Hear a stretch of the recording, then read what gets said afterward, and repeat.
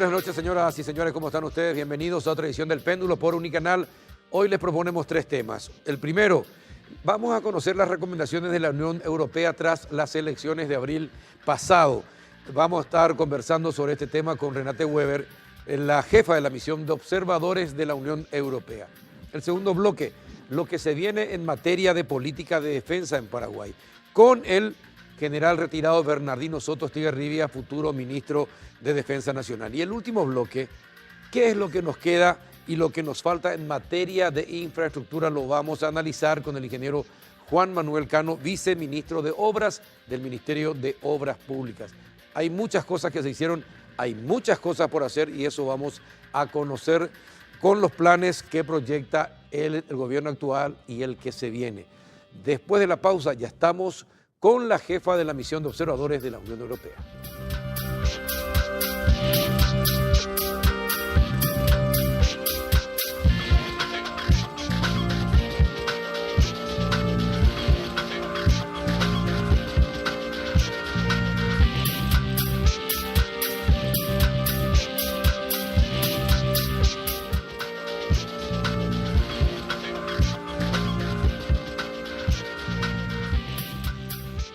¿Qué tal? Buenas noches, doña Renate Weber, ¿cómo está? Buenas noches, muchas gracias por la invitación, muy bien.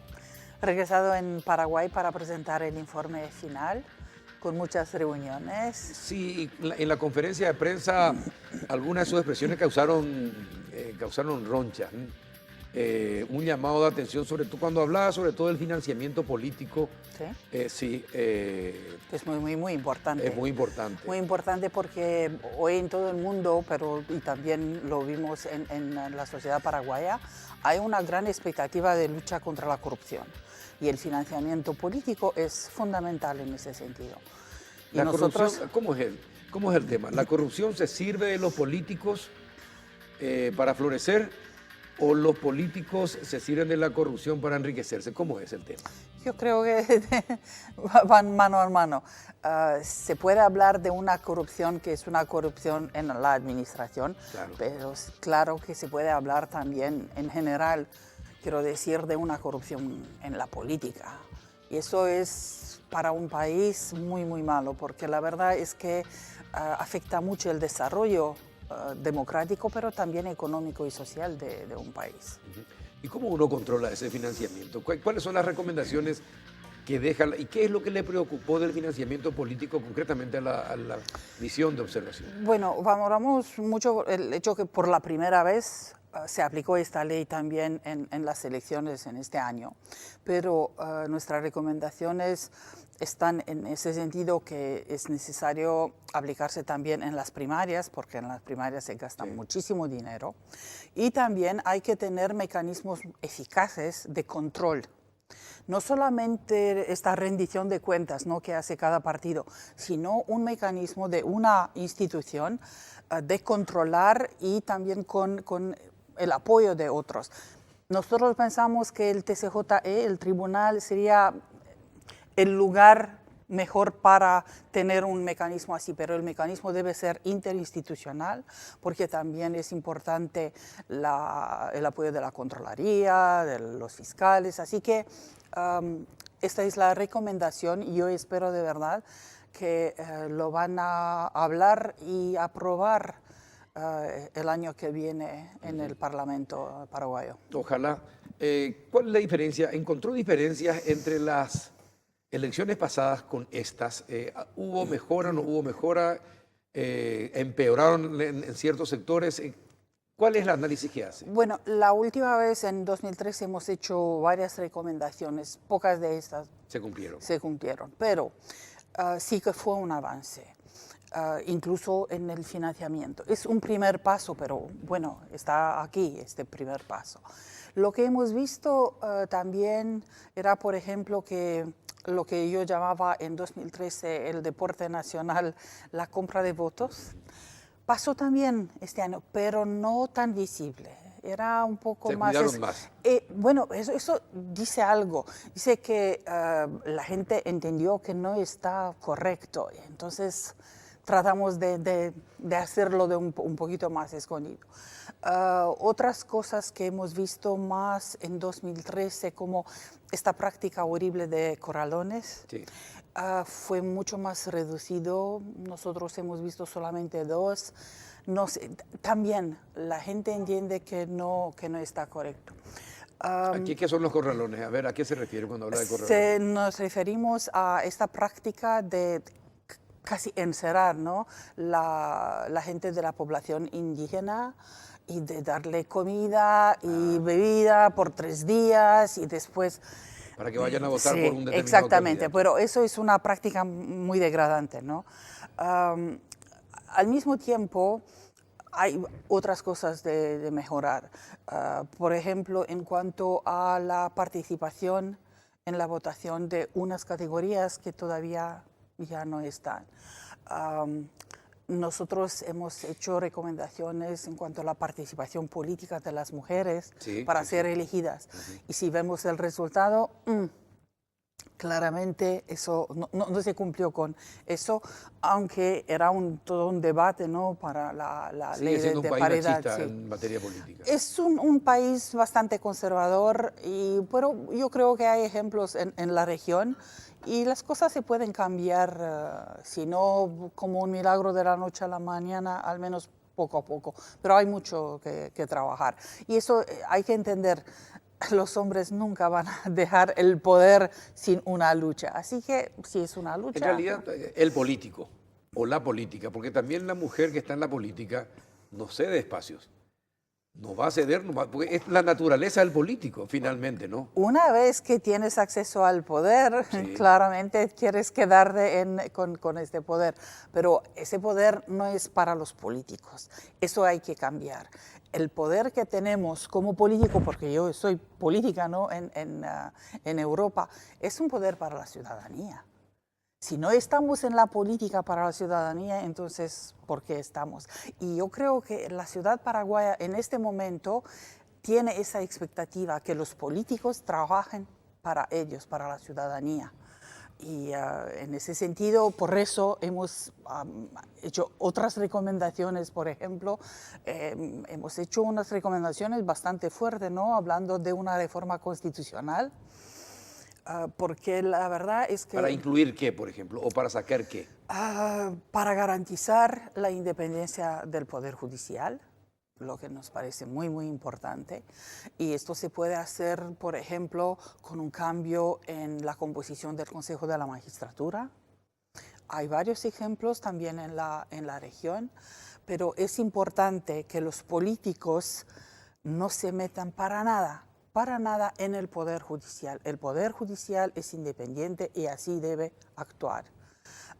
También hay cosas sobre un juicio político y cómo se puede garantizar también el derecho de ellos que son en el juicio político. Y claro que hay varias cosas que tienen que ver con la administración electoral. En nuestra opinión, el Tribunal Superior de Justicia Electoral administró de una manera eficaz las elecciones, pero el tribunal tiene poder no en todas las etapas, porque viene un momento cuando las juntas cívicas tiene un derecho a hacer la verdad que todavía yo no entendí bien qué hacen ellos, pero sabemos que esto también influye en la composición de las mesas receptoras de votos. Y ahí está, esa es la misión que tienen. Tratar de tener mayorías en las mesas de votos. Sí, pero no debería ser No, así. no debería ser así. Porque las elecciones son elecciones administradas por el Estado. Yo entiendo la idea del control mutuo, pero eso funciona cuando hay solamente 2 partidos en un país. Pero cuando hay varios partidos, ¿dónde están los pequeños? Hay gente que no tiene representación. Así que yo creo que se puede encontrar una forma de composición de mesas de votación, no de personas que vienen de un partido o de otro. Ahora, me llama la atención la recomendación que hace respecto del Poder Judicial y respecto de la necesidad de la reforma constitucional. ¿De qué manera el análisis y el juzgamiento del comportamiento del Poder Judicial tiene relación con la observación electoral? Bueno, les puedo dar un ejemplo que es Perfecto, muy sí, fácil cómo para no. nosotros. miramos la Corte Suprema de Justicia. Sí. La Corte tiene en el ámbito electoral un gran poder. ¿Qué hizo la Corte actual? Se pronunció muy tarde, ¿no? Sobre, por ejemplo, el derecho de un expresidente de presentarse como candidato.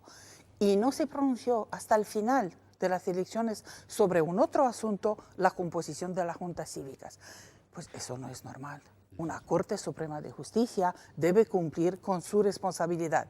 Al mismo tiempo, cuando es decir, que no intervino en tiempo y forma en las cuestiones electorales que eran de su juzgamiento. Con la justificación que como siempre se trata de una acción en inconstitucionalidad, es necesaria la plena de la Corte Suprema. Pero nosotros decimos, ¿por qué así? No es necesario tener una acción de inconstitucionalidad, sino simplemente un recurso a la Corte Suprema, una sala electoral de 3 miembros que actúa con rapidez durante las elecciones. Es decir, que para ustedes, los observadores de la Unión Europea, esta Corte Suprema de Justicia en el tema electoral y en el tema del juzgamiento de las cuestiones electorales es maleable, es permisible y hasta, si se quiere decir, irresponsable. Inocuo, sí, también irresponsable, porque dejar hasta último momento cuestiones fundamentales son peligrosas realmente. Y le puedo hablar de una cosa más en esa reforma constitucional. Cuando hay una acción en inconstitucionalidad, el efecto de la decisión es solamente entre las partes. Pero eso, por favor, es una incertidumbre constitucional total, porque no se puede, para mí algo es constitucional y para usted no lo es, ¿no? Hay que cambiar salvo que cada uno vaya presentando la misma acción. Eso no se puede. Que si no debería ser. No. Normalmente en una acción en inconstitucionalidad tiene efectos erga omnes para todos. Sí, son cuestiones que deben reformarse entonces en la Constitución, desde su punto de vista. Y con respecto a la mujer, volvamos, me gusta, ¿qué piensa de esta ley que impulsan, ley de paridad en materia electoral?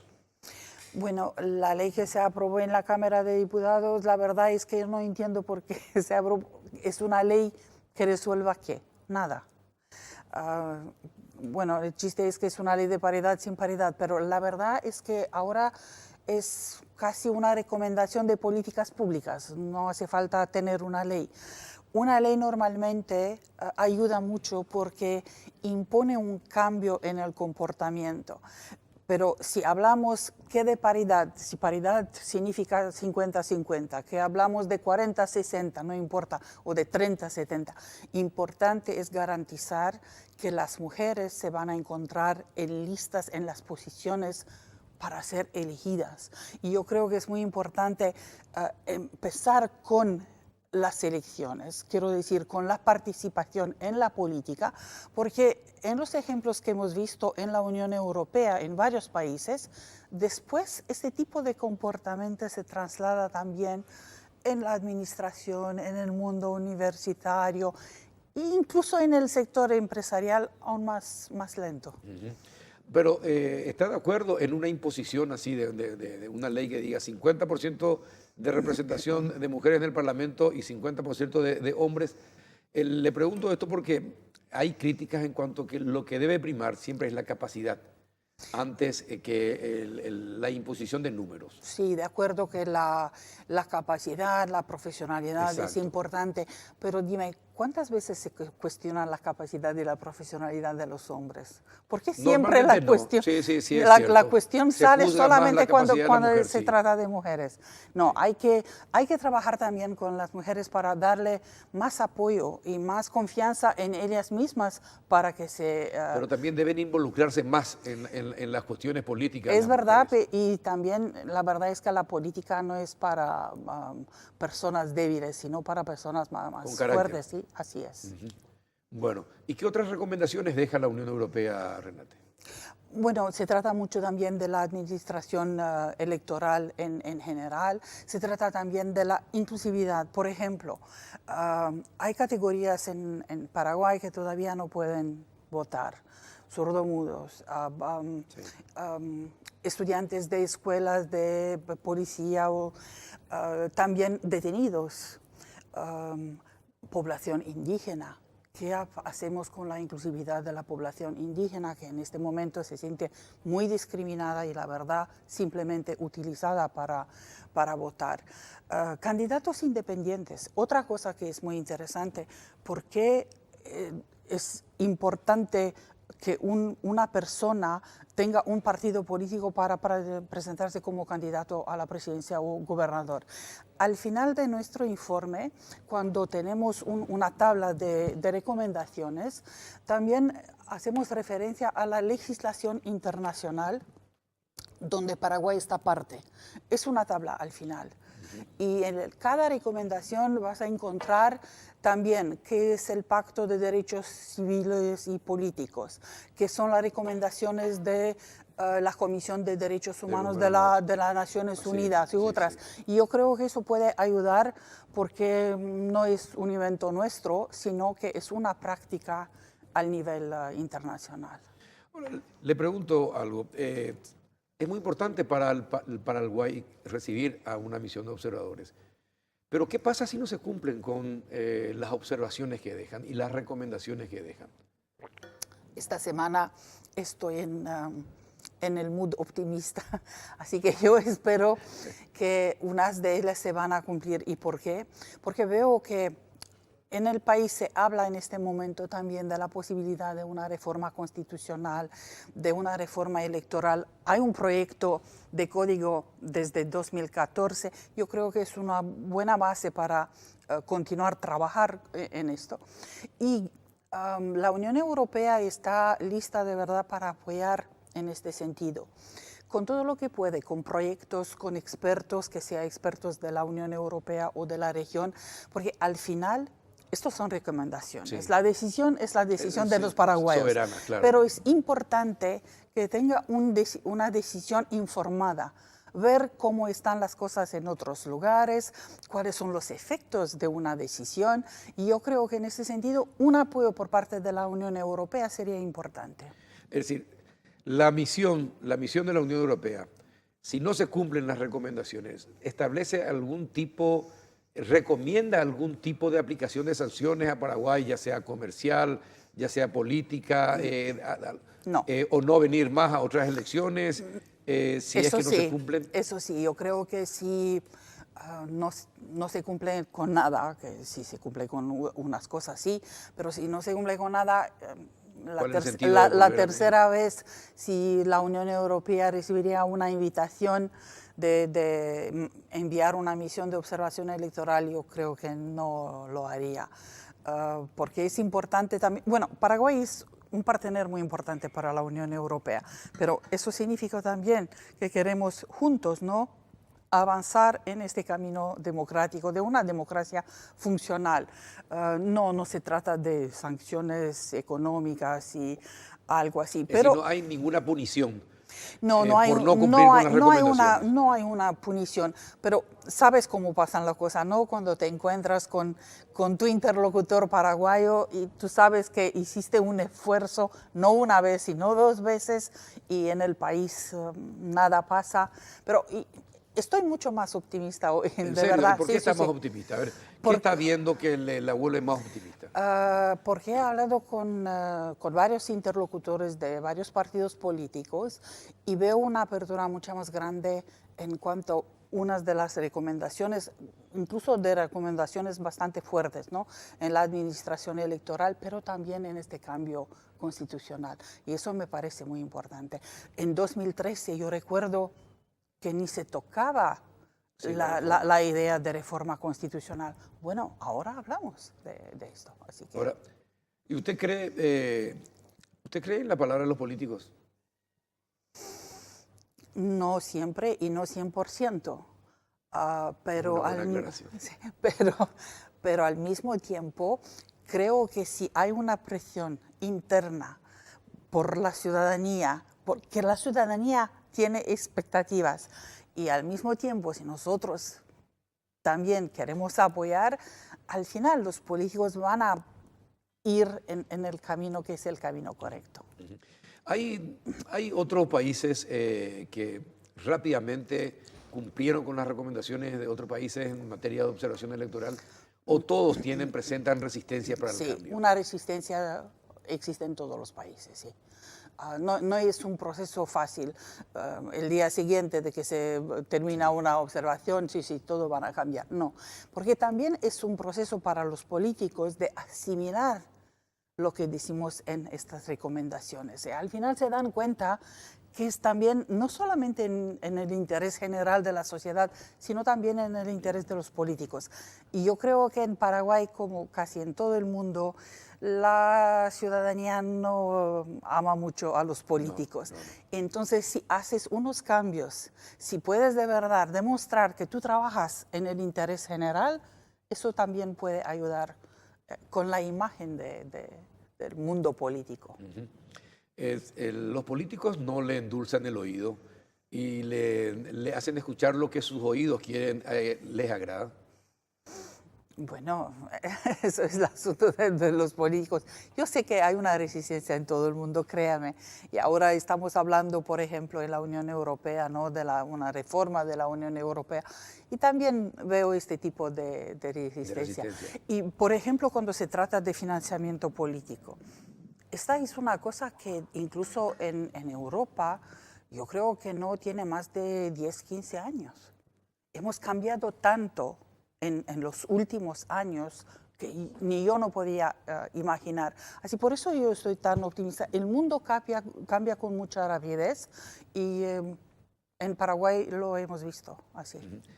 Le pregunto, esto tiene que ver con la Unión Europea. Sí. Quisiera su opinión antes de culminar la entrevista, porque no me gustaría que usted se vaya y no le pregunte, ya que está acá, por favor, como representante de la Unión Europea. ¿Qué está pasando en la Unión Europea? ¿Qué pasa con la primera ministra de Alemania? ¿Qué pasa con Macron? ¿Qué pasa en realidad? Es como que el populismo otra vez vuelve a exacerbar los ánimos en Europa y hay posiciones muy duras, muy intransigentes. Otra vez, de acuerdo a lo que uno lee y lo que uno se informa a través de los medios de comunicación. ¿Qué está pasando en la Unión Europea? Bueno, el año que viene, en un año, tenemos elecciones para el Parlamento Europeo. Esto significa después la Comisión Europea. Y la verdad es que yo tengo mis temores, ¿no? Porque veo un populismo que es más presente. Y a ella no importa si es derecha o izquierda. No. Es un populismo. Es un populismo que existe y por muy eso, radical. Por eso pienso que estos partidos con este discurso populista de extrema derecha, de extrema izquierda, van a regresar al Parlamento aún más fuerte que hoy. Al mismo tiempo, lo que veo, y leí la verdad la última reunión entre Merkel y Macron, me queda claro que no, que quiere una vez más que los dos países sea el corazón de la Unión Europea, pero ni entre ellos no se ponen de acuerdo con todo. Se habla mucho, por ejemplo, ahora no solamente del presupuesto, sino más de reglas para la eurozona, para la zona euro, lo que significaría claramente dos círculos, ¿no? Uno de zona euro y uno del resto de los países que no tiene el euro como moneda nacional. Y no creo que eso podría ayudar mucho al futuro de la Unión Europea. Tampoco se ponen de acuerdo con la cuestión de los inmigrantes. Ni de los inmigrantes no se pone tanto y me sorprendieron que buscaron un lenguaje común, pero también se habla más y más de una falta de confianza en los Estados Unidos. Exacto. Y entonces se habla más de un sistema de defensa y seguridad común solamente para la Unión Europea, lo que sería muy difícil, pero bueno, si es necesario lo podemos hacer. Así que nosotros necesitamos de verdad reforma de la Unión Europea, reducir la burocracia, acercar más la Unión Europea de la ciudadanía europea. Interesante. Renate, muchísimas gracias por venir, por contarnos las recomendaciones para Paraguay y también al final contarnos lo que está pasando, porque a nosotros nos preocupa también lo que está pasando en Europa y Estados Unidos y China. Sí. Así que estamos en las puertas, vaya a saber de qué tipo de guerra pero ojalá se apaciguen los ánimos. Gracias por venir. Muchas gracias. A la vuelta de la pausa vamos a hablar sobre las políticas de defensa nacional con el general Bernardino Soto Estigarribia. Ya volvemos.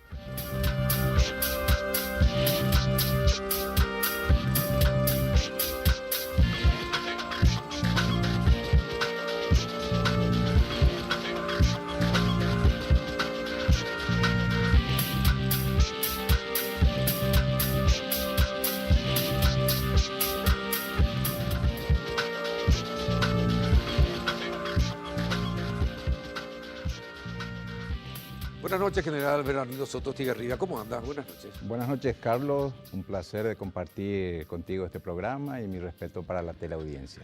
Bueno, le estuvimos buscando mucho los últimos días. Sé que tuvo compromisos familiares, viajó al exterior y apenas vino ya me doy cuenta que va pasando de canal en canal para explicar lo que se viene en materia de defensa. ¿Qué se viene en materia de defensa nacional para Paraguay?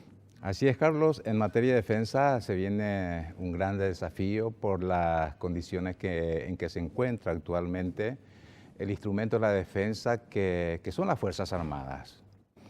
Debemos entender de que un país necesita de sus Fuerzas Armadas. Un país que no tiene Fuerzas Armadas tiende a desaparecer o a ser un Estado fallido con el tiempo. Un Estado que puede perder soberanía, que va a perder la posibilidad del monopolio del uso de la fuerza, incluso no va a poder interactuar en las mismas condiciones con los demás estados. ¿Por qué dice eso, que va a perder el uso de la fuerza? Y si por constitución internamente, sí, salvo en contadas circunstancias, puede intervenir las Fuerzas Armadas. No, claro, yo digo nomás que un país sin Fuerzas Armadas, ¿verdad? Entonces, esa es la preocupación del estado actual de nuestras gloriosas Fuerzas Armadas de la Nación. Estamos trabajando y duro para ver qué es lo que podemos hacer para revertir esta situación. Trabajamos en la reorganización de las Fuerzas Armadas, que es una imperiosa necesidad. Y cuando habla de reorganización, ¿qué tipo de Fuerzas Armadas vislumbra usted, general? Es importante considerar que tenemos que ajustarnos también a la realidad. Tenemos en el ámbito del Ejército, por ejemplo, una estructura para mí sobredimensionada y pesada, que conforme a lo que dispone como recursos materiales y recursos humanos no se ajusta a la realidad. Entonces tiene que ser un ejército tenemos que más pequeño, volver a un ejército más pequeño, pero más operativo. Y más funcional. Y más funcional, lógicamente. Tenemos que ser conscientes de eso. Y mucho más moderna.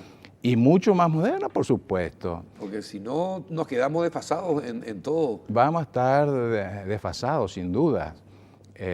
Hoy por hoy tenemos que estar en el mismo tono que están teniendo los demás países. Tenemos que ser interoperables también. Tenemos que tener una organización con unidades flexibles, ágiles, que tenga una velocidad táctica y estratégica para cumplir con su misión constitucional. Hay posibilidad, yo sé que en las Fuerzas Armadas se hacen siempre análisis de posibles conflictos.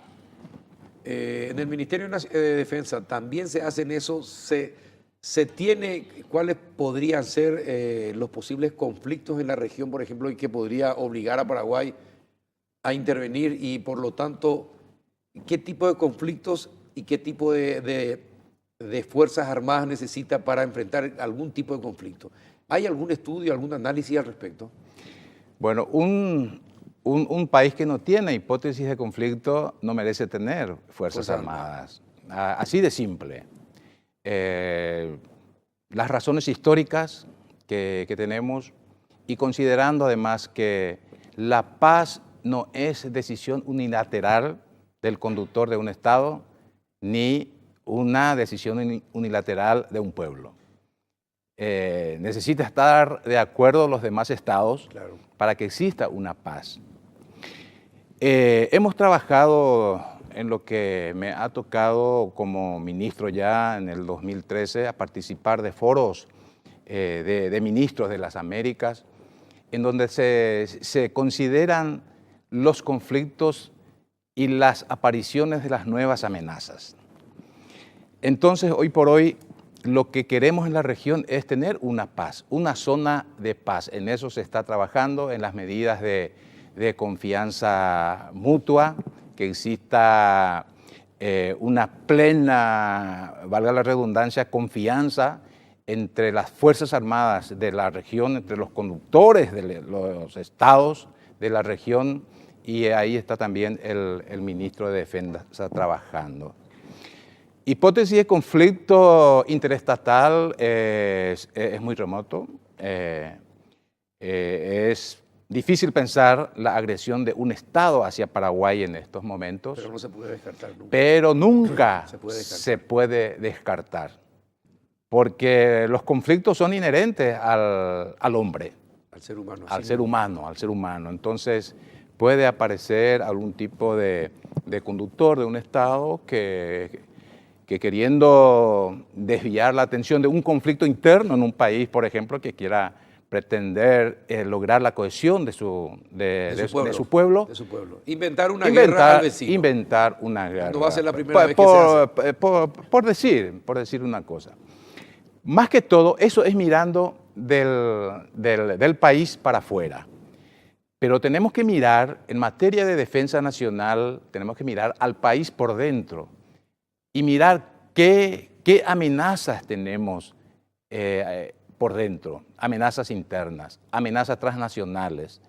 Entonces ahí surgen los grupos, los grupos criminales, el crimen organizado. Transnacional. Sí. Transnacional, que es transnacional, se globaliza el crimen organizado. La defensa tiene que globalizar también. Y tenemos el narcotráfico, los grupos que realizan acciones terroristas, tenemos incluso la trata de personas, que es una amenaza, la catástrofe natural que se produce a veces por los cambios climáticos que tenemos, es una amenaza.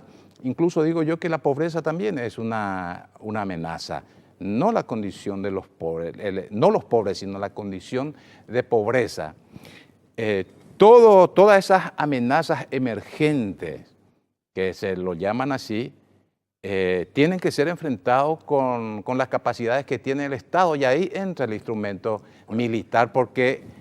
Porque pone en riesgo la seguridad del Estado, la población, su patrimonio, etc. Entonces, usted habló de las nuevas amenazas. Acaba de citar las nuevas amenazas a las que hay que tener cuidado en un país. ¿Y cuáles son los posibles conflictos a los que podría enfrentarse Paraguay?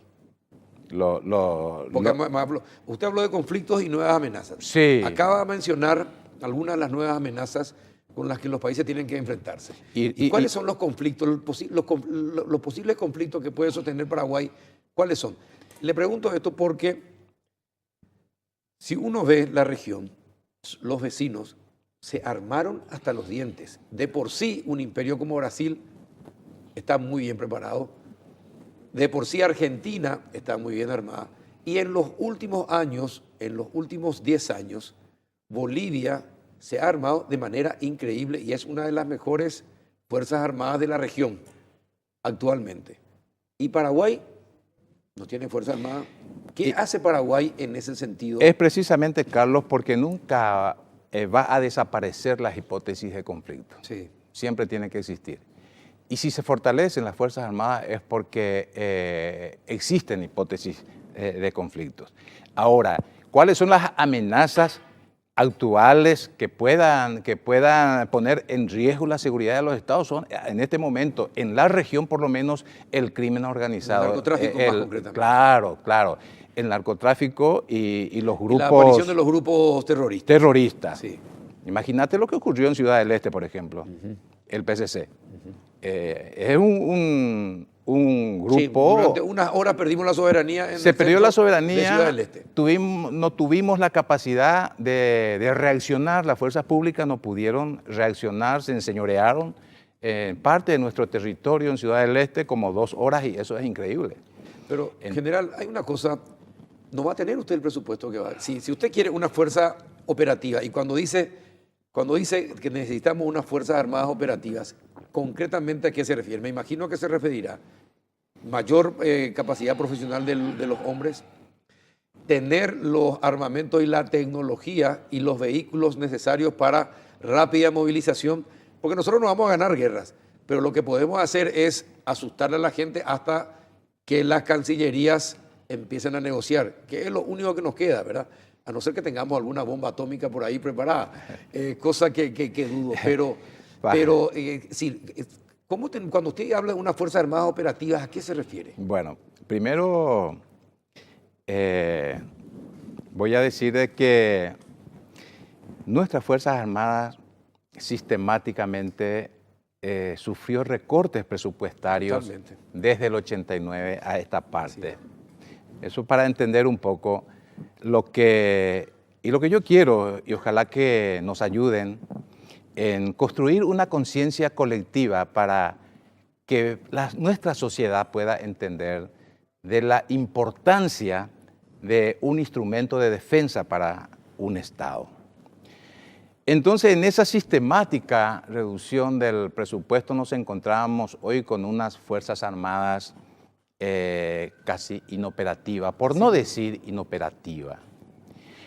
Entonces es ahí donde necesitamos la comprensión, no solamente de los actores políticos, porque los decisores políticos del presupuesto son los que asumen la mayor responsabilidad de la debilidad o del fortalecimiento de unas Fuerzas Armadas, que el Estado se va a encontrar también en esas mismas condiciones. Un Estado es tan fuerte como fuerte su Fuerza Armada y tan débil como débil. Pero le pregunto, en los últimos años, usted que ya fue ministro de Defensa, en los últimos años, ¿hubo algún gobierno que trató de darle más recursos a las Fuerzas Armadas? Sí, hubo. Esa reducción se dio sistemáticamente durante tenemos que decir, lógicamente, lo que corresponde. Luego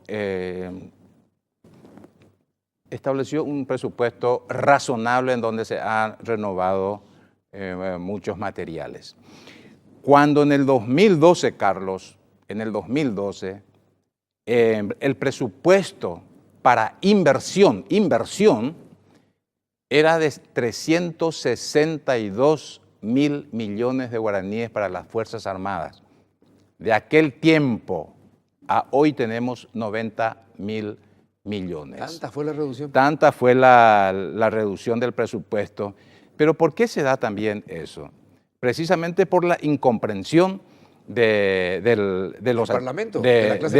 los actores decisores del presupuesto y también la reacción de la sociedad. Cuando se presenta un presupuesto que sea favorable para las Fuerzas Armadas, comienzan las comparaciones odiosas con ese presupuesto. ¿Por qué no construimos un centro de salud o más escuelas o más medicamentos? Lógicamente que debe existir los presupuestos para cada institución. ¿Usted percibe que la sociedad... Yo te digo, Carlos... ¿Usted percibe que la sociedad no está en consonancia con las Fuerzas Armadas? ¿No se identifica con las Fuerzas Armadas? Necesitamos construir esa conciencia colectiva de comprensión de que tiene que ser revitalizada nuestra institución armada. Así de simple. Yo te digo eso, necesitamos construir esa conciencia colectiva porque apenas aparece un presupuesto razonable para renovar material, claro, comienzan esas comparaciones. Y entonces es ahí cuando a veces los recortes de las instituciones afectan a las Fuerzas Armadas. Sí, porque la Fuerza Armada no hace manifestación. La Fuerza Armada no va a hacer huelga. No deliberan. No deliberan. Se están mordiendo por dentro y, lógicamente, afectando la moral de una institución cuando no existe una capacidad operativa. ¿Qué es lo que al soldado le levanta la moral? El adiestramiento permanente, las condiciones de seguridad que tiene. Y los éxitos. Y los éxitos también. Si no hay éxito, también. Por ejemplo, la gente lo primero que le va a decir, ¿para qué quiere agrandar la Fuerza Armada si no son capaces de agarrar a 20 tipos locos? Para tener éxito, tenemos que brindarle las condiciones. Es muy fácil muchas veces acusar sin darle las condiciones. ¿Qué sabe de los medios que dispone las Fuerzas Armadas el simple ciudadano? Nos damos a conocer muchas veces por reserva, pero yo en este momento hasta quiero pedir auxilio porque es una institución importante que sostiene al Estado y que ante cualquier circunstancia está reaccionando. Las Fuerzas Armadas es la mejor institución articulada para reaccionar rápidamente. ¿O acaso en los desastres naturales, o cuando hay epidemia, cuando hay sequía, cuando hay inundación, algo que ha afectado a una parte en la región del país? Ahí están articulados elementos de las Fuerzas Armadas. No está solamente para combatir, para responder ante los conflictos, está para la defensa civil, para ayudar a los ciudadanos. Esas son las Fuerzas Armadas. Entonces, esa comprensión es lo que necesitamos. ¿Y por qué hay el fracaso contra el EPP? ¿Cuál es la razón? ¿Cuál es la razón? Bueno, ¿Usted tiene alguna explicación? Yo te voy a decir, Carlos, de que no podemos hablar de un fracaso total. No, Todos esperamos, total esperamos el éxito con la detención o aniquilamiento de los cabecillas, exacto, que son los que más saben esconderse y no se arriesgan tan fácilmente. Se ha terminado con una columna importante que es la ACA. Sí. Lo que tienen que entender la ciudadanía es que la presencia de una fuerza en esa zona evita el crecimiento discrecional de estos grupos criminales y terroristas. Si no existieran las Fuerzas Armadas, hubiéramos tenido batallones de este grupo. No, y a lo mejor tenido bombas acá en Asunción, ya hubiéramos tenido acá en Asunción. Tarde o temprano se tiene que llegar al éxito. Pero también tenemos que entender que se le tiene que fortalecer. Una lucha de esta naturaleza requiere el fortalecimiento en cuanto a tecnología aplicada a la inteligencia y la tecnología aplicada a una capacidad operacional eficiente. Sí. Eso no miden la gente. No. Eso no saben de que no se dispone. Entonces, es una lucha con mucho sacrificio. Y el silencio con que se maneja generalmente las Fuerzas Armadas también no perjudica esa falta de conocimiento de la ciudadanía de lo que necesitan las Fuerzas Armadas, porque si quiere ser operativas, debe tener los transportes más modernos y las armas más modernas. Debe tener una flota de aviones que puedan rápidamente surcar los cielos para defender el espacio aéreo del país. Por ejemplo, debe tener en los ríos una flota rápida, ágil, no muy grande, pero que responda a las necesidades del país. Pero eso cuesta mucha plata generar. Sos un experto en materia de defensa, Carlos. Lo dijiste todo. Yo creo que no tengo nada que agregar. Requerimos, necesitamos eso. Y si no nos decidimos a tratar, por lo menos por parte o por cada periodo presidencial, de ir renovando algunos materiales, vamos a terminar con una Fuerza Armada totalmente desfasada. Yo te digo que tenemos la responsabilidad de la custodia de la integridad territorial. Tenemos ¿cuántos kilómetros de frontera? 3.425 kilómetros de frontera, de los cuales tenemos 2.400 aproximadamente frontera fluvial, sí. El resto terrestre. Sí. No controlamos de manera eficiente nuestro espacio terrestre, ni el aéreo, fluvial, no controlamos el espacio aéreo. ¿Cuántos vuelos ilegales por día hay en el Paraguay? No tenemos radares primarios que puedan detectar los vuelos. Sí. Pero tampoco aviones que puedan despegar rápidamente para... De nada te sirve que tengas radares, pero que no tengas los aviones necesarios para reaccionar. Y no es mucho es mucho, pero se puede ir por parte. Nosotros estamos haciendo un planeamiento, no sé, cuando le presente al presidente electo, Mario Abdo Benítez, que quiere cuidar a las Fuerzas Armadas, a quien le agradezco también el honor que me ha dispensado para nominarme como futuro ministro de Defensa. Le vamos a presentar, estamos trabajando en eso, un proyecto que para nosotros es ambicioso, pero que para cualquier país no sería nada. dejar un legado de por lo menos de 2 batallones motorizados, con equipos nuevos, y que la Marina tenga por lo menos 10, 20 patrulleras, que es posible, y que la Fuerza Aérea pueda adquirir 6 aviones, 2 radares y helicópteros. Hablando de todo lo que te estoy diciendo, ¿cuánto más o menos cuesta eso? Y sería como 250 millones de dólares, dólares. Carlos. No es mucho para la seguridad. No es mucho para un Estado. Y si eso puede dejar un gobierno como legado, quiere decir que ha atendido eficientemente a su instrumento de defensa. Te hablo en materia de recursos humanos. Sí. Tenemos 4.067 soldados del servicio militar obligatorio. Solamente esa cantidad está presupuestada. Y esa cantidad equivale a 7.600.000 dólares, que no es nada para un Estado. ¿Eso acaso que no podemos aumentar? Ahora, 2.000 más por lo menos. ¿Va a aumentar, se va a hacer más exigente con el servicio militar obligatorio durante el próximo gobierno? Lo que pensamos es, y lo que piensa el señor presidente electo, es darle un condimento adicional a lo que se considera el servicio militar obligatorio. ¿Para qué está el servicio militar obligatorio? Constitucionalmente y de acuerdo a la ley, es una obligación que tiene el ciudadano de prepararse para la defensa de la patria. Sí. La misión fundamental o la finalidad principal es formar reserva instruida. Pero a ese adiestramiento militar que obtiene el ciudadano soldado, se le va a dar el condimento importante que le va a servir para el desempeño en la vida civil una vez que salga a los cuarteles.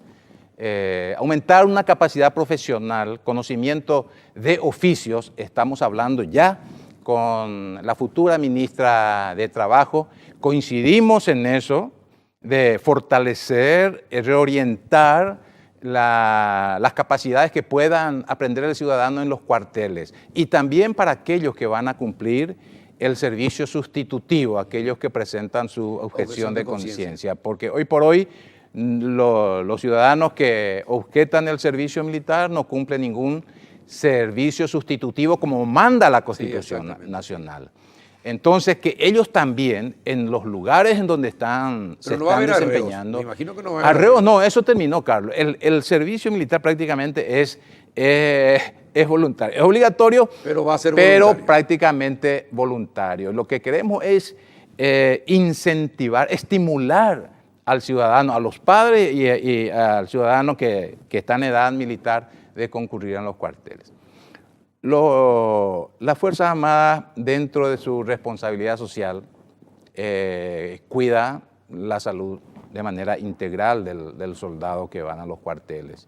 Y aparte de eso, se aumenta un poco esa responsabilidad social, queremos que así sea, con esos conocimientos de oficio. Y muchos dirán, y muchos me dicen, pero hay responsabilidad en otras instituciones que tienen que hacer eso. Pero sí, yo le digo a ellos, en la gerencia, en Joel Estigarribia, en los rincones más alejados, ¿hay representantes? No hay maestros, no hay representantes de Sinafocal ni de servicio NPP. Es decir, volver a la fuente del servicio social que antes tenían las Fuerzas Armadas respecto de las vacunaciones, de la alimentación, de la enseñanza de algún oficio, etcétera. Claro, llegan a los cuarteles jóvenes que nunca fue tratado por un médico, por ejemplo. ¿Verdad? Recuerdo esa época. Sí.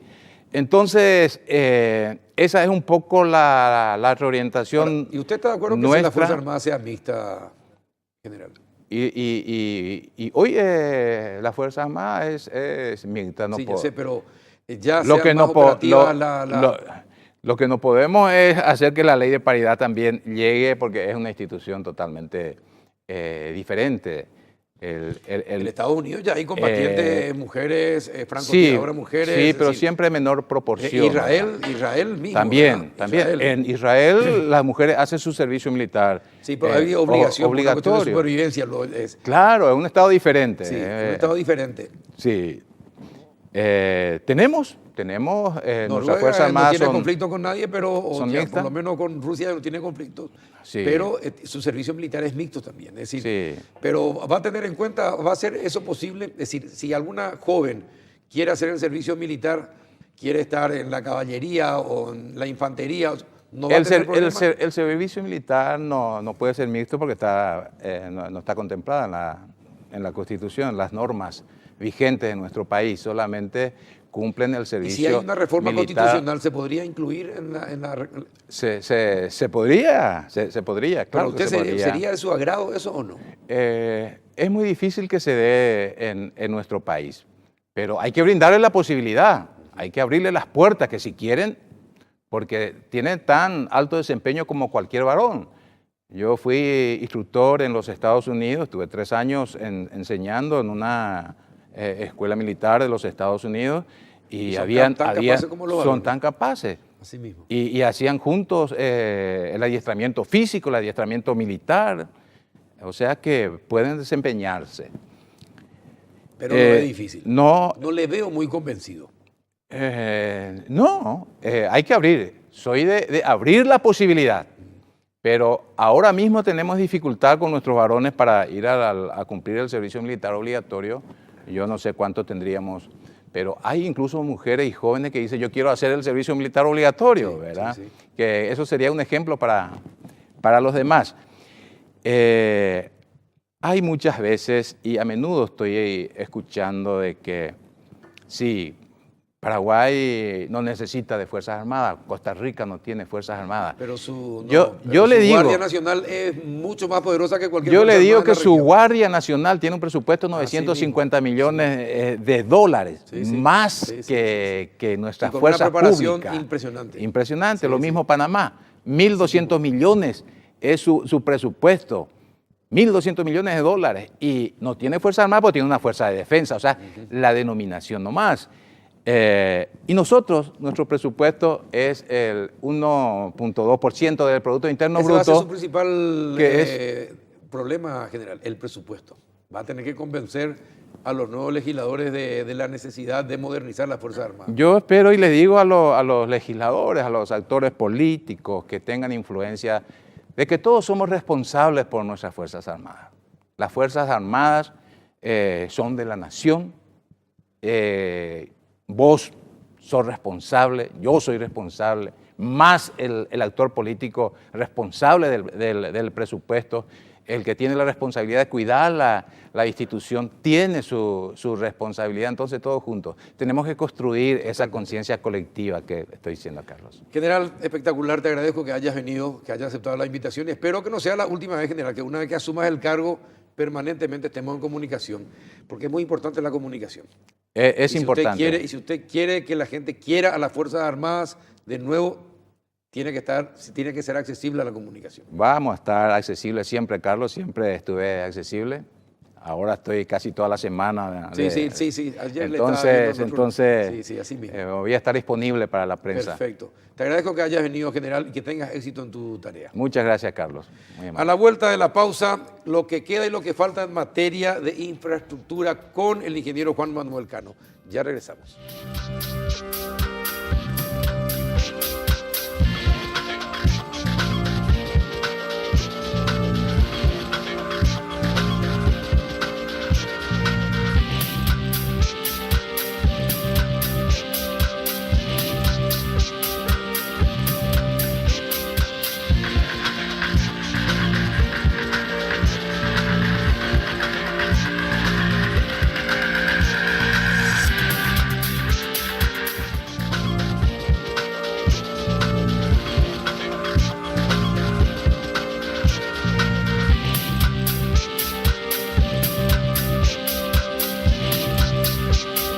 ¿Qué tal, ingeniero Juan Manuel Cano? ¿Cómo anda?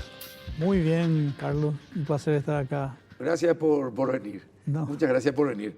Antes de que sigamos, estábamos hablando en la pausa acerca, nos están observando en Ciudad del Este.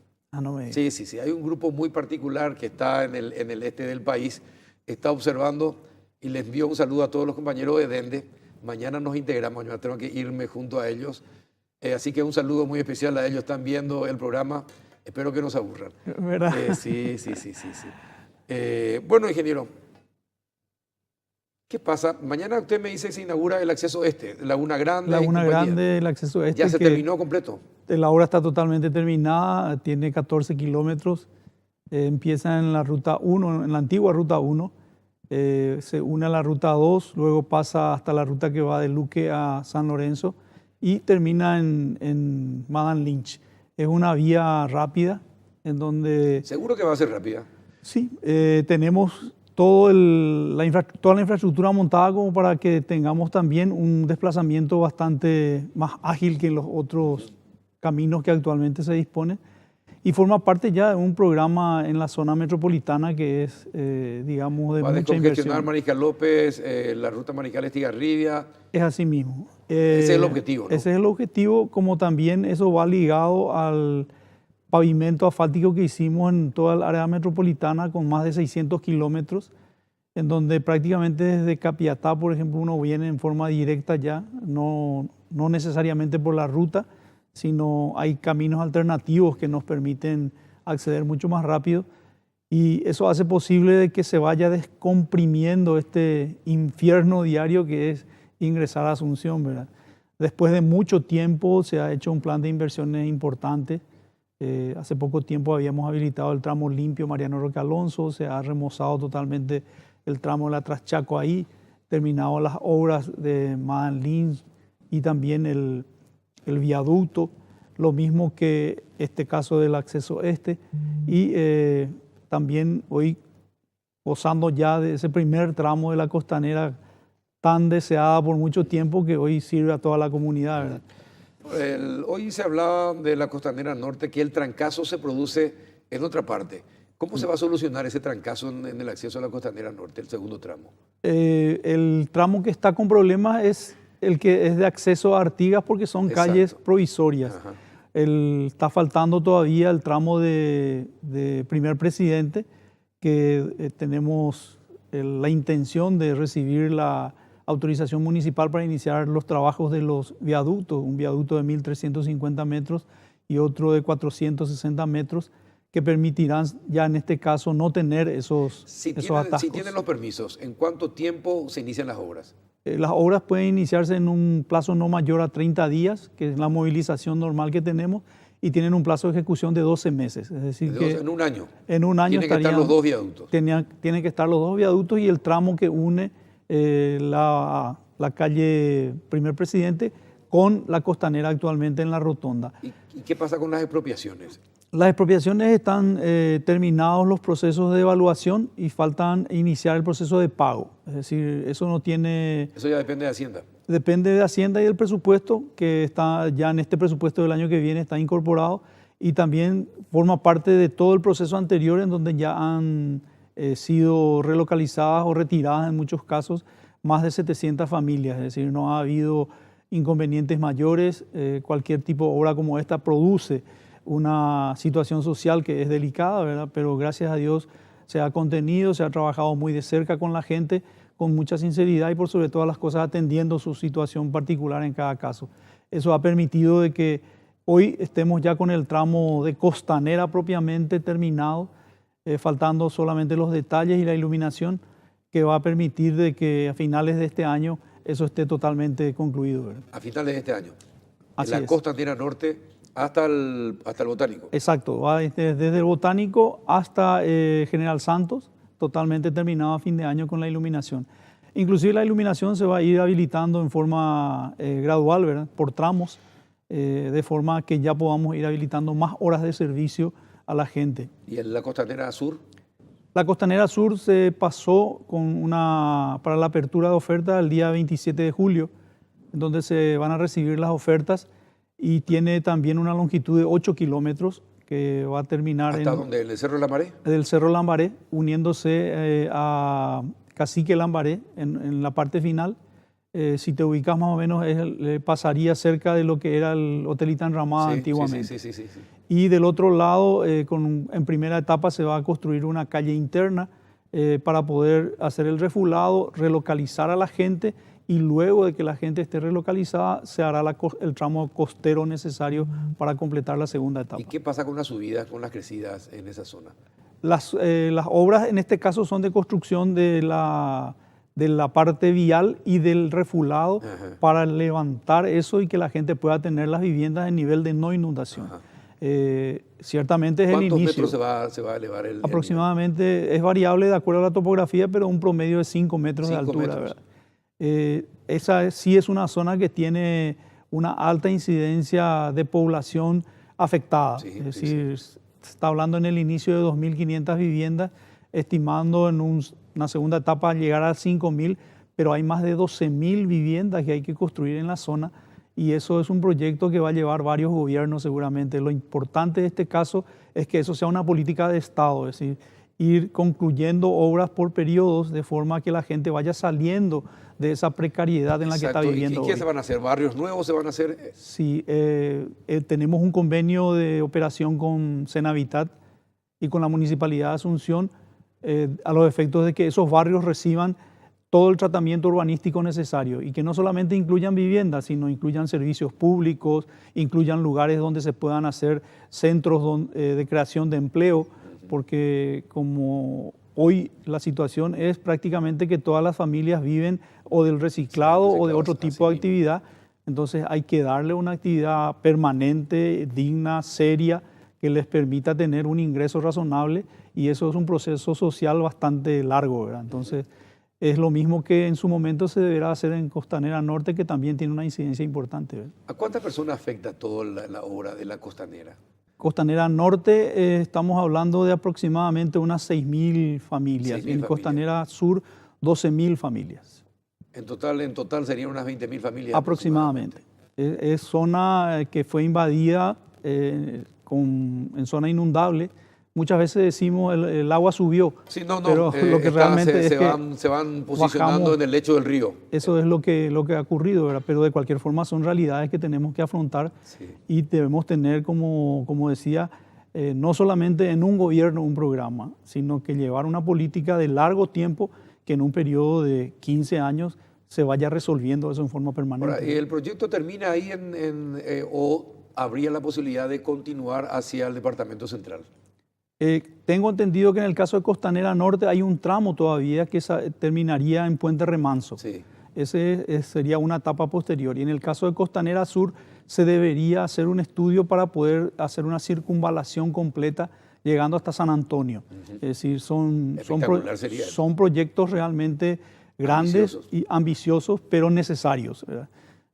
Siempre a veces uno dice que se piensa lo imposible, pero lo imposible no tiene importancia cuando se tiene que hacer lo que se necesita. Dígame, teniendo en cuenta el problema social de la gente afectada, ¿es imposible pensar en una costanera con edificios de altura, con, no sé, algo así como Puerto Madero en la Argentina? No, ver la posibilidad, eso es definitivamente no, eso. No, al contrario, yo creo que las áreas de viviendas sociales tienen que tener su tratamiento para que tengan un urbanismo diferente a lo que normalmente es un barrio solamente social. Está en la costanera, pero al mismo tiempo se están dejando áreas para inversión privada en donde se tiene que construir la nueva ciudad, ¿verdad? En el caso de Costanera Norte hay áreas importantísimas, inclusive tengo entendido que hay proyectos de complejos deportivos, de clubes importantes que estarían instalándose en la... Sí, señor. Bueno, nuestro club, con mucha... Sí.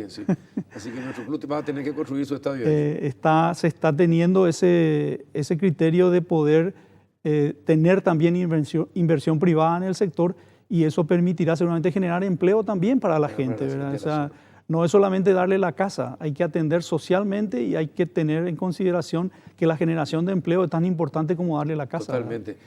Pero atendiendo la producción, atendiendo lo que es la producción en nuestro país, ¿cuáles son las rutas que son imprescindibles en la región oriental y que se tiene que hacer sí o sí? Para que la producción sea... Sí, uno ve Bolivia, por ejemplo, y Bolivia ha tenido un gran despertar de su producción porque ha construido rutas. Sí. y ha entrado a lugares donde jamás antes un asfalto había llegado. Facilita enormemente la producción. Paraguay puede hacer lo mismo y ¿qué es lo que se puede hacer? Sobre todo en Cazapá, en la zona de Cazapá, que ya tiene su ruta también, pero también en la zona de San Pedro, esas zonas más pobres. ¿Qué está pensando? ¿Hay algún plan en ese sentido? Sí. En el año 2012 se había terminado el Plan Maestro de Transporte y Logística, que tiene ejes importantes para desarrollo de vías de comunicación que permitan hacer accesible el transporte a nivel nacional. Ese plan tiene rutas trazadas, como el caso de la que hoy está terminada también y lista para utilización, que es Santa Rosa Capitán Bado. Sí. Estamos también en una etapa de hacer desde Santa Rosa hasta Puerto Antequera, el recapado completo. Ese, por ejemplo, sería un corredor de soja. Adecuar la ruta que va de Pedro Juan a Concepción, terminar la adecuación con terceras vías, de forma que eso también sea un corredor. El caso de la ruta que va a Pilar, que está totalmente remozada, y el corredor que estamos construyendo desde Villeta hasta Pilar, que está ya con la etapa de kilómetro 40 a Alberdi a punto de terminar, y iniciándose el primer tramo desde Pilar hasta el río Tebicuarú y licitándose el otro tramo que llega hasta Alberdi. Ese es un corredor que va a permitir reducir 150 kilómetros para llegar a Pilar desde Asunción. Y en el caso del departamento de San Pedro, la semana pasada el equipo económico ha estado tratando el caso de la ruta que va de San Pedro a Belém, Sí. que va a unir el departamento de San Pedro con Concepción. Son rutas que van a permitir que la producción tenga salida, pero no es suficiente la red estructural. Tenemos que hacer un programa muy ambicioso de caminos vecinales Sí, que totalmente. permitan que no porque una ruta esté asfaltada tengamos el problema de que a 5 kilómetros no puedan salir o porque falta un puente o porque no hay ruta, ¿verdad? Entonces, en esos casos, la misma importancia de dar una red estructural hay que darle al programa vial de caminos ¿Y esto ya le vecinales. explicó al equipo de transición? Sí, se ha hecho una conversación presentado al señor presidente electo un programa de caminos vecinales también importante. Creemos de que no solamente para la producción, ¿Y qué sino dijo el presidente electo? totalmente de acuerdo. Yo creo que forma parte inclusive de su campaña, de su declaración de campaña, entendiendo de que estar cerca de la gente significa darle accesibilidad, porque no solamente es la producción la que se mueve la gente con salud, se mueve en educación, se mueve por actividades sociales y todos tienen derecho a tener una ruta de todo tiempo accesible. Totalmente. Y ese es un programa que tiene que tener incorporación de nuevas tecnologías.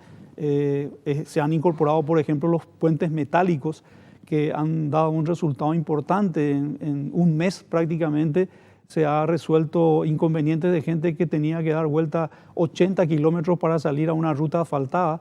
Es decir, la sensibilidad social de atender a esa gente en las comunidades más aisladas es lo que nos va a permitir realmente ser Más que sensibilidad social, es responsabilidad social. Es responsabilidad social. Es responsabilidad Es así social, ¿verdad? mismo. Porque si no parece que somos muy buenitos y no es que No, somos no, muy no. bonitos. Es deber Tenemos nuestro. que ser responsables con Coincido el plenamente contigo porque creo que es deber de todos cuidar de que la gente tenga ese tipo de servicios. país.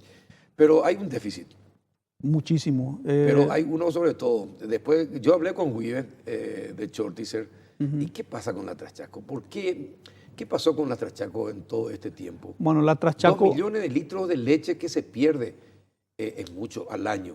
Sí. Se habla de una pérdida o un sobrecosto a la producción del Chaco de 4 a 5 millones de dólares más por la falta de camino. ¿Qué se puede hacer al respecto para acelerar todo Sí, ese proceso? la Traschaco tuvo su proceso de licitación en el año 2017, que lastimosamente no pudo concretarse con una inversión por la vía de la ley 5074. Inmediatamente el gobierno tomó la decisión de gestionar. ¿Se presentó otro proyecto ahora? Dos préstamos internacionales importantes, uno con la CAF de 400 millones de dólares y con el Banco Interamericano de Desarrollo 160 millones de dólares que ya están concretados y se ha enviado al Parlamento para su tratamiento. Eso va a permitir que el año que viene se pueda tener ya la licitación y que en el segundo semestre del año que viene se pueda iniciar la reparación completa del tramo que va desde Benjamín Aceval hasta Mariscal Estigarribia. Decime una cosa, ingeniero, ¿hay posibilidad de meterle presos a los que diseñaron mal la ruta y a los que construyen mal la ruta? Porque me parece que los gobiernos también tienen que dar ejemplo de esa responsabilidad que hablamos, ¿verdad? Es decir, si la contraparte no cumple, pero recibe todo el pago. Es así mismo, yo creo que tiene que haber sanciones muy importantes a aquellos que no cumplen con sus obligaciones, tanto el funcionario como el que construye. Como el que construye, así mismo. Entonces, y el que proyecta, es decir, hay una serie de responsabilidades paralelas que tienen que ser cumplidas para que se tenga una obra de calidad. Bueno, si se aprueba, vamos a suponer el mundo ideal. Sí. El proyecto aprueba Sí. los préstamos. ¿En cuánto tiempo se repara y se tiene una ruta de todo tiempo en el Chaco? Son 3 años de obra. 3 años de obra. Que posiblemente se pueda empezar el segundo semestre del año que viene. ¿Cuántos kilómetros en total? 500 kilómetros. ¿Hasta desde Benjamín Aceval hasta el Mariscal Estigarribia y los accesos a las colonias. ¿Por qué digo Benjamín Aceval? Porque los estudios técnicos ya demuestran que el tramo que va desde Puente Remanso hasta Benjamín ya tiene que ser duplicado.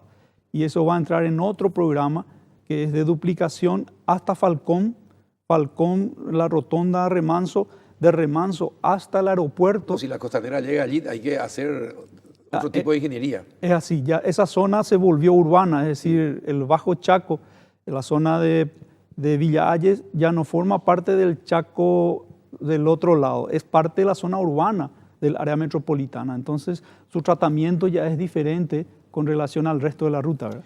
¿Y qué pasa a partir de Mariscal Estigarribia para el resto del Chaco? ¿Qué pasa con los que están hacia el norte también, con las poblaciones que están hacia el norte? ¿Qué pasa con las que están hacia Bolivia? Es decir, ¿qué va a pasar con ellos? El Chaco tiene en este momento el segundo programa más importante, el corredor bioceánico, que ya está con contrato firmado, se iniciaría antes de fin de año las obras luego que termine el cierre financiero. Son 300 y algo de kilómetros desde Carmelo Peralta hasta Loma Plata. Y el segundo tramo, que es de Cruce Centinela hasta Pozo Hondo, que son otros 300 y algo de kilómetros, está el proyecto terminado como para que se pueda licitar también el año que viene.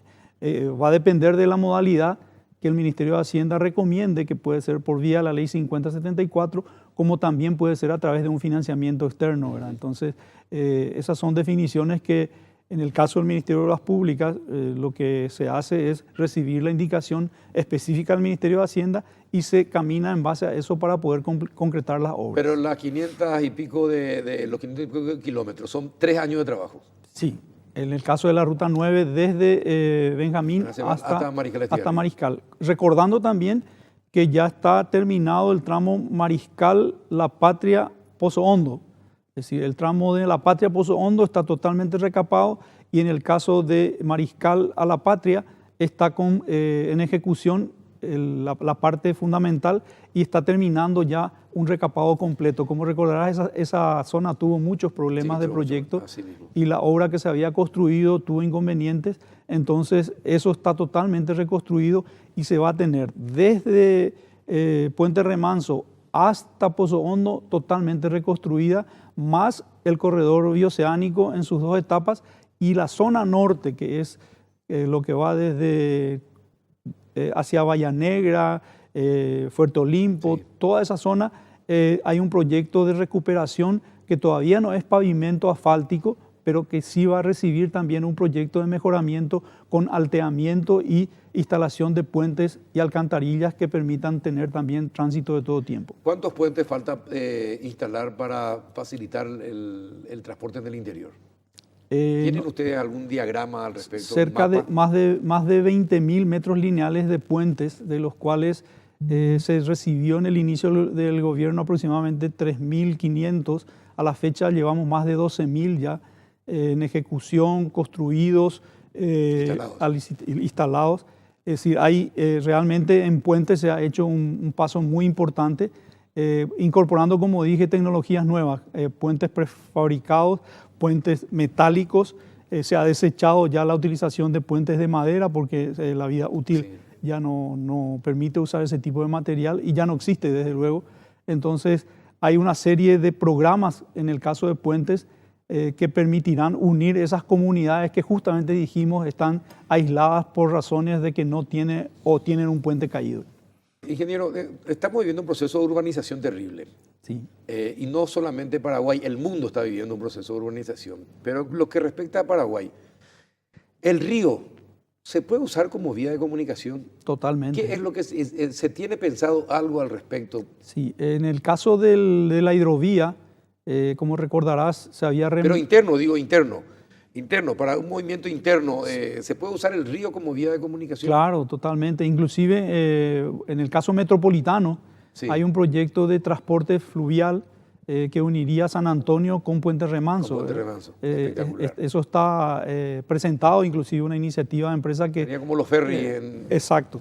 Y que cruzaría también al lado del Chaco, ¿verdad? O sea que es una iniciativa que está ya presentada y que forma parte de toda una estructura de transporte, inclusive público, ¿verdad? O sea, porque el otro tema fundamental del área metropolitana es resolver el tema del transporte público. Exacto. Si no va a abastecer, crecer solamente en construcción de vías, sino que también en la modalidad de transporte. Eso es fundamental. Por eso le preguntaba, porque vamos a necesitar, si no va a colapsar todo en 5 o 10 años más, ya vamos a tener que buscar otra vez nuevas vías de comunicación y se puede integrar el tema de los trenes, por ejemplo. También. ¿Hay alguna posibilidad de que un tren parta de Asunción, llegue hasta Encarnación, por ejemplo?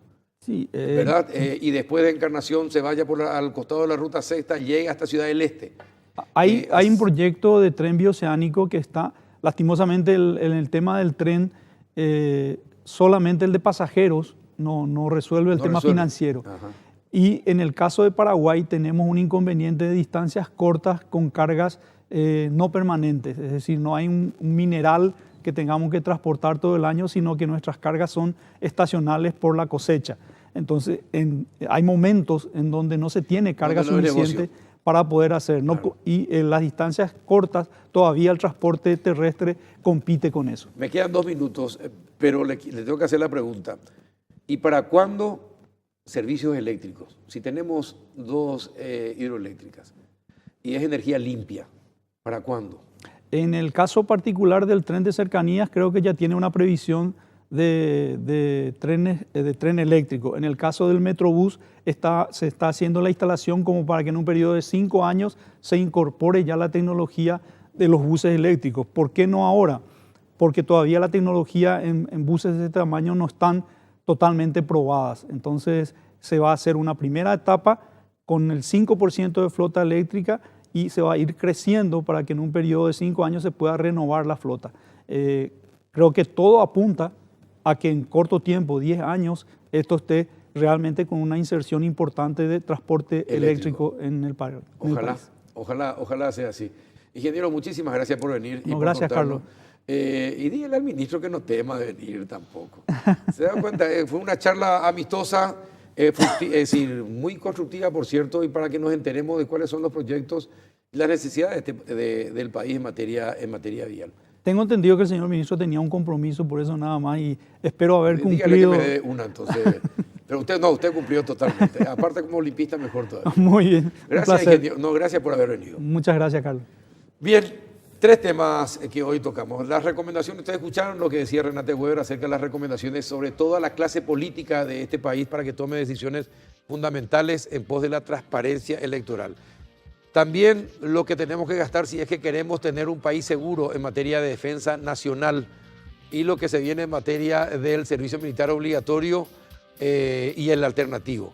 Y por último, la acabamos de escuchar al ingeniero Cano hablándonos acerca de todas las obras que todavía precisamos, de lo que ya se hizo y de lo que vendrá para tener un país más confortable y moderno. Gracias, ingeniero, de nuevo por estar con nosotros. Y a ustedes por compartir este espacio de sus casas. Hasta el próximo miércoles.